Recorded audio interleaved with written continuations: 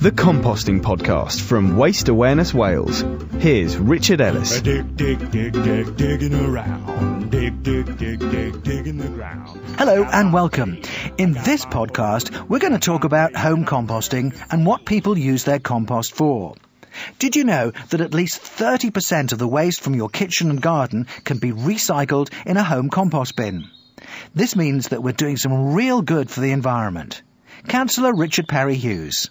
Composting actually helps the environment quite a lot by, first of all, when we all have vegetable waste and grass cuttings and all that kind of thing, and to carry it, tens and hundreds of miles sometimes to be composted somewhere else or put into a landfill site is such a waste, and using all that CO2 emissions from the lorries are carried and from the material itself, in fact, if you put it into a landfill site, it's bad for the environment. So if we compost it at home, we save our travelling cost, we save a lot of costs in actually putting it into landfill, all these environmental costs, and we get all the benefit of a good compost which we can use locally in our own gardens, in our own growing situations.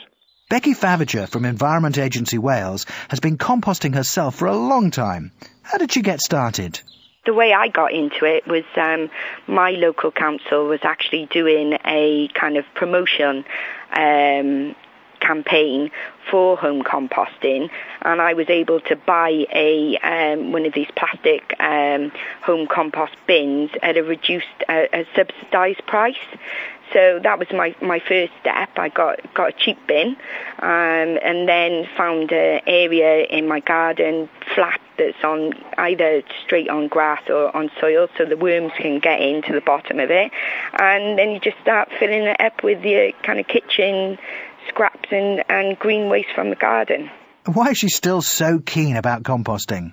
Probably because I'm into recycling and things, and I started getting more and more into gardening, and just realised, how much material I was putting into the bin that I could actually have a benefit from. So I just started composting the stuff, and it gives you quite a nice sense of achievement when you start using the stuff in your flower beds and things like that.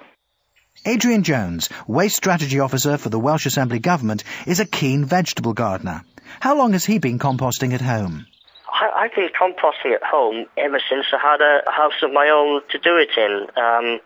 Been living at my present property now about 15 years, and I'm lucky enough to have a property with quite a big garden and an old-fashioned vegetable plot.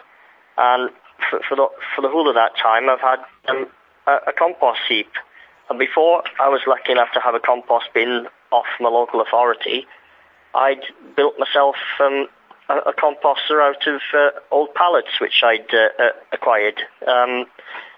I've since swapped that for a compost bin, and I'm always on the lookout for another one because it's better to have two than one. And so I'll probably go out and buy one sooner or later. It's on my to-do list. But it's wonderful. If you have a veggie garden, it's a really, really good way of ensuring that you get a good crop of vegetables every year. And I quite enjoy gardening. I find it a good stress release mechanism when I go home to potter about in the garden for a bit. And then, of course, in the summer, when you've done all the hard work, you go home and sit there with a beer and watch it all grow. And in the autumn, what's left over goes back in the compost bin, so it sort of suits me really. So, but you don't have to have a garden to compost. You just need a patch of land to put your compost bin on.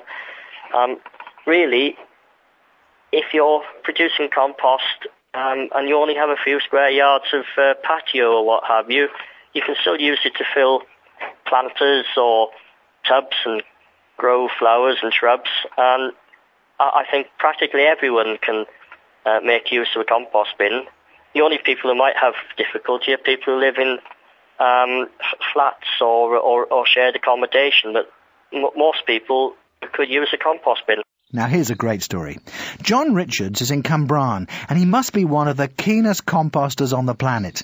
There's not much John doesn't know about a good compost, and he's got more than one. I've got 4 compost containers. in the kitchen, 3 in the garden. The one in the kitchen is the type that you use with a biodegradable bag. It's about a 7-inch cube with a lid. I've got 2 Dalek style in the garden, plus one of the old-fashioned slatted compost bins where you could lift aside, which is quite a good one because I keep grass in that, which I'll come back to. But the one in the kitchen I use for collecting the domestic waste, and I put in that, I line it with a piece of paper at the bottom, and then I put in crumpled paper, for instance, when I've completely used both sides of the paper that I get off the printer on the computer, and it's scrap, I scrunch it up so that I trap the air in the scrunched up paper and create what I like to think of as little alveoli for the bugs, for the compost bin to breathe. And then, of course, I mix veg matter with that and then put some more paper on, push it down, and in fact it takes quite a lot. I can keep that going because there are only 2 of us for a few days and then empty it, including the biodegradable bag. The Daleks, I've got one which I use for putting that rubbish in every week. I do, if you want to know, I do use urination, shall I say, on the compost bin because I find that's a super catalyst.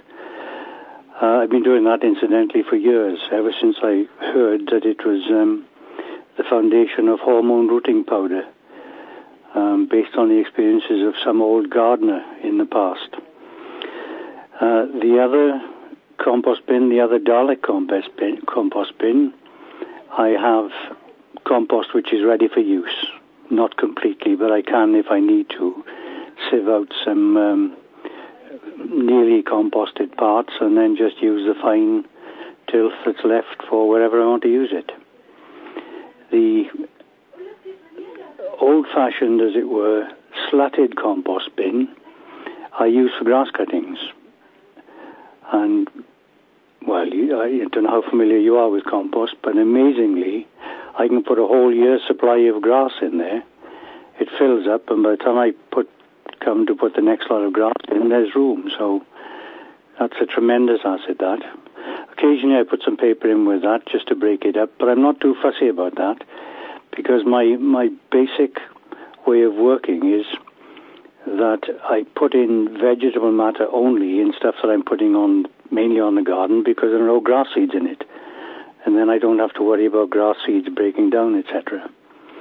I also, from the finished bin, you find that the worms creep to the top under different weather conditions. And of course I transfer those because that bin is nearly complete into the fresh compost, and I've ended up with a nice collection of brambling worms. John's obviously a really keen composter, but why does he do it? Because it's eco-friendly, really. It's the ultimate that you can do, I think. You can't do any better to get rid of vegetable and biodegradable waste. I worked away from home for 10 years during the week, and I used to collect people's compost over lunchtime, banana skins in the main, because that's super for composting, and bring them home on a Friday and put them in the heap. People use their compost for all sorts of things, from their vegetable gardens, like Adrian, to Shireen Mitchell, who uses her compost more generally to help her garden grow. We basically just recycle it back into the garden, just turn the earth over when we're getting ready to plant, and just help the sort of growing season along a bit. If you want more information about composting, visit wasteawarenesswales.org.uk.